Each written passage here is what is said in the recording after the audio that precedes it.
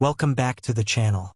Today we are going to talk about something that every intermediate English learner struggles with but almost nobody talks about directly.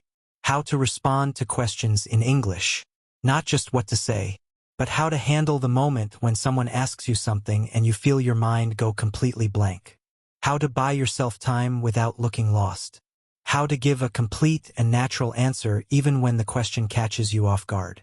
And how to respond confidently in different situations, whether it is a casual conversation, a job interview, a meeting at work, or a discussion where someone challenges your opinion. This is one of those skills that changes everything. Because in real-life English is not about reading or writing exercises where you have time to think.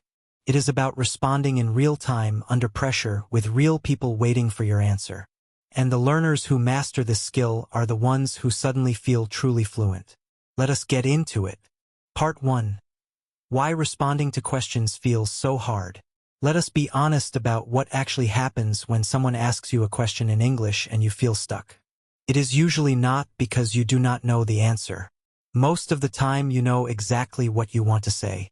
The problem is the gap between knowing something in your head and finding the right English words to express it in real time under social pressure. That gap creates panic.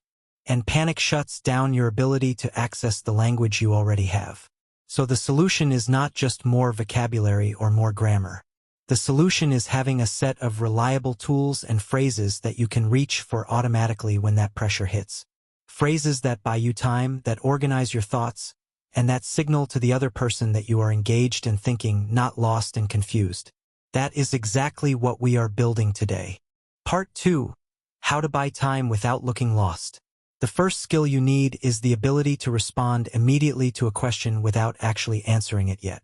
This gives your brain a few extra seconds to organize your thoughts. Native speakers do this all the time. It sounds completely natural. The key is knowing which phrases to use. Here are the most effective time-buying phrases in English. That is a really good question. Let me think about that for a moment. Honestly, that is something I have thought about before. Where do I even start? I want to make sure I give you a proper answer rather than just saying the first thing that comes to mind. That is interesting. I have not been asked that in quite this way before. Let me think. Yes. So I would say that. Give me just a second on that one. Right? So, the way I see it is, that is a big question. I think the most important thing for me is, all of these phrases do something very intelligent. They signal engagement and thoughtfulness. They tell the other person that you are taking their question seriously. And they give you anywhere from 3 to 10 seconds of thinking time, which is usually all you need. The key is to deliver these phrases calmly and confidently. If you say them in a panicked voice, they will not work. But if you say them with a relaxed and genuine tone, the other person will simply wait, happy that you are thinking carefully. Part 3. How to structure a complete answer. Once you have your thoughts together, the next challenge is giving an answer that is complete, clear, and natural. Many learners either give answers that are too short, just one word or one sentence, or answers that go in too many directions at once and end up confusing the listener. The best structure for answering a question in English is this. Give your main point first, then support it with a reason or example. Then close with a short concluding thought or invite the other person to respond. Let me show you this structure in action. Someone asks you, what do you think is the most important skill in the workplace today? A weak answer sounds like this. I think communication. Yes, communication is important. A strong answer using the structure sounds like this. For me, the most important skill is definitely communication. And the reason I say that is because no matter how technically skilled someone is, if they cannot express their ideas clearly or work well with others, their impact is always going to be limited. I have seen this in my own work many times. The people who progress the fastest are almost never the most technically gifted. They are the ones who can communicate what they know effectively. What do you think? Do you agree? The difference is enormous. Same basic idea. Completely different impact. Here are some useful phrases for structuring your answer. To give your main point, for me the most important thing is, I genuinely believe that. In my opinion, the key issue here is, if I had to give one answer I would say, the way I see it, to add your reason or example. And the reason I say that is to give you an example of what I mean. I have seen this in my own experience, actually. This is something I feel strongly about because, to close your answer, so that is really my main point. Does that make sense? I am curious what you think about that. That is my honest view anyway. Part 4. How to answer difficult or unexpected questions. Sometimes a question catches you completely off guard.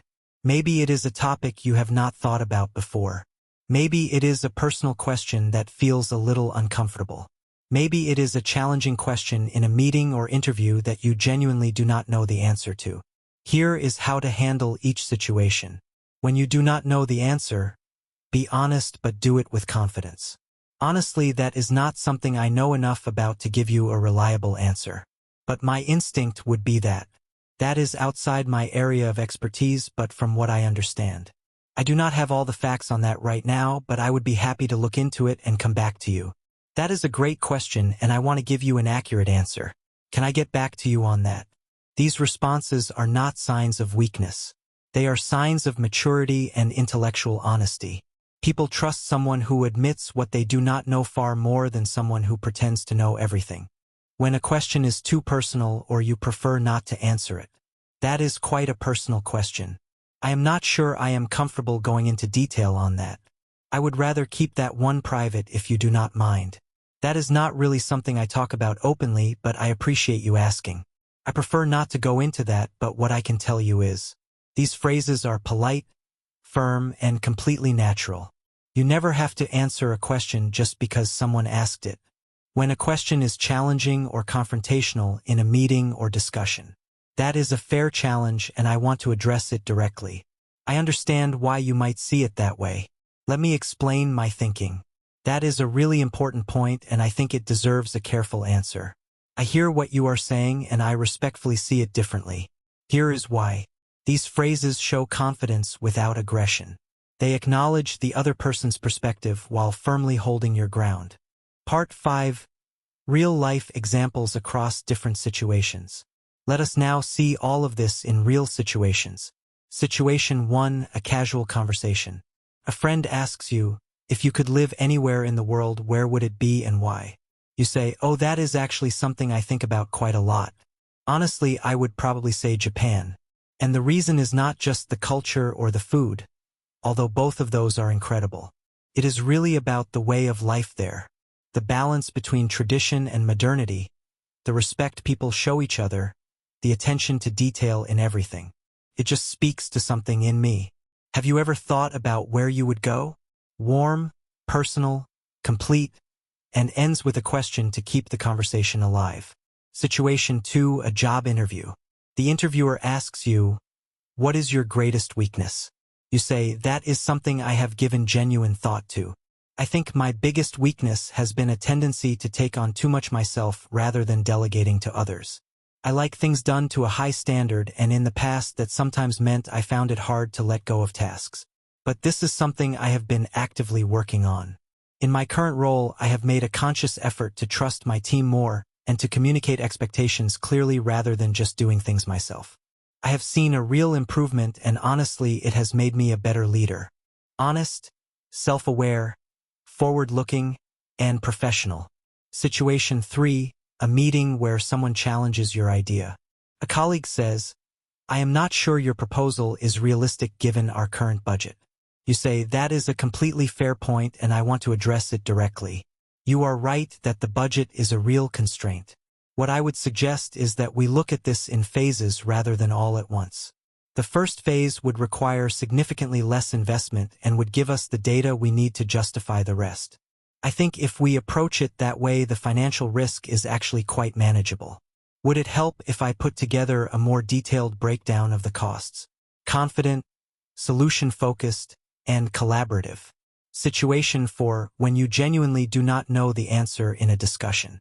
Someone asks you a detailed factual question you cannot answer. You say, honestly, I do not have that specific information at hand right now, and I would rather be straight with you than give you something inaccurate. What I can tell you is my general understanding of the situation. But for the precise figures, I think it would be worth checking the source directly.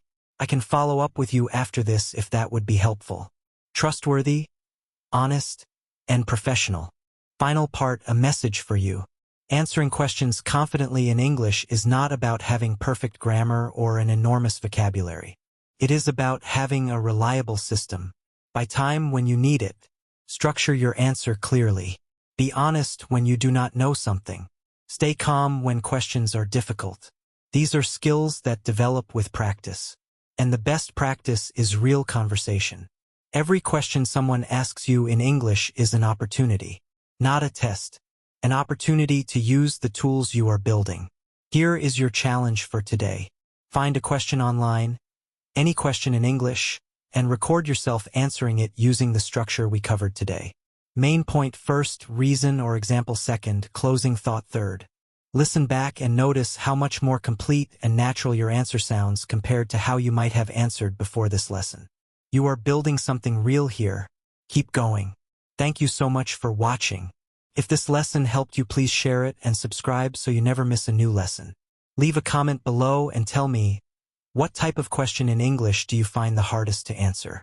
Interview questions, opinion questions, personal questions? Tell me and I will make sure we keep building the right content for you. See you in the next lesson.